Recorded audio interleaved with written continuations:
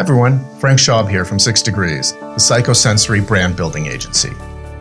You know, people tend to have this romanticized notion that successful brands are forged in this cauldron of positive energies, where innovative ideas by visionary entrepreneurs come together in just the right way and at just the right time to create the next great brand.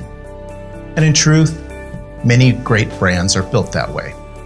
But what I want to talk about today are those successful brands that were born on the dark side, conceived by negative energies that range from simple frustration and dissatisfaction to downright hatred. Here are some of their stories, and I think you will find them no less compelling.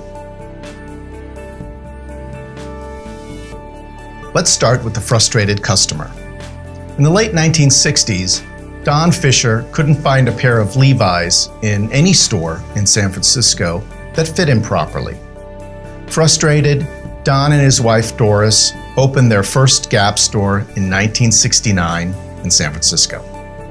And now, some 45 years on, Gap Inc. is the largest retailer of apparel in the United States, selling some $15 billion worth under the variety of brands including Banana Republic and Old Navy. Next up, the pissed off customer. Ferruccio Lamborghini built a very successful farm tractor company in Italy under his family name. Having accumulated some wealth and with a budding interest in fast automobiles, Ferruccio purchased a number of cars from Mercedes, Jaguar, and Ferrari. Whereas Ferruccio really liked his Ferrari cars, he did think of them as overly noisy and rough. And he frequently found himself returning his Ferraris for servicing. One day, Ferruccio had the opportunity to complain to Enzo Ferrari himself. But rather than getting his concerns addressed, Ferruccio found himself actually being dismissed by Enzo. Enzo used the contempt-filled words, "You know how to drive a tractor, Ferruccio, but you'll never learn to drive a Ferrari." Well, Ferruccio had both the motive and the means to show Enzo Ferrari, and he went on to build high-performance automobiles under the Lamborghini brand that to this day still compete directly, and many say advantageously, with the models from Ferrari. I bet Enzo secretly regretted how he handled Ferruccio. Finally, let's talk about the Family Feud. The Dassler brothers operated their sports shoe company in the German town of Herzogenaurach during the 1920s. They split responsibilities for running the company between the two of them. Adolf, who was nicknamed Adi, designed the shoes, and Rudolf, called Rudy, marketed them. Their business, which initially operated out of their mother's laundry room, exploded with the rise of professional sports equipment and the signing of key athletes like Jesse Owens.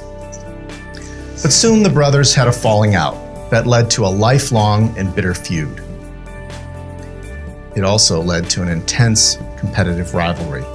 No one seems to really know what caused the rift, but their wives also hated each other intensely, and there were rumors of one of the brothers sleeping with the other's wife.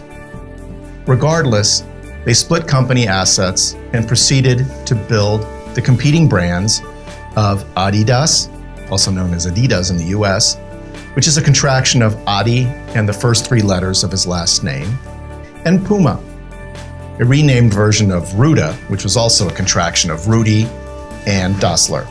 Smart move there, Rudy. Puma much better. Anyway, the hateful brothers built competing factories on opposite sides of the river Aurach. And as the two dominant employers in the town, ended up dividing the town and its people until the very day they died, and were then buried on opposite ends of the same cemetery. Today, Adidas and Puma remain 2 of the strongest sports brands in the world. So those were just a few examples of successful brands born from negative motivations. Hope you enjoyed them. For more examples, visit us at 6 Degrees, that's 6-degrees.com.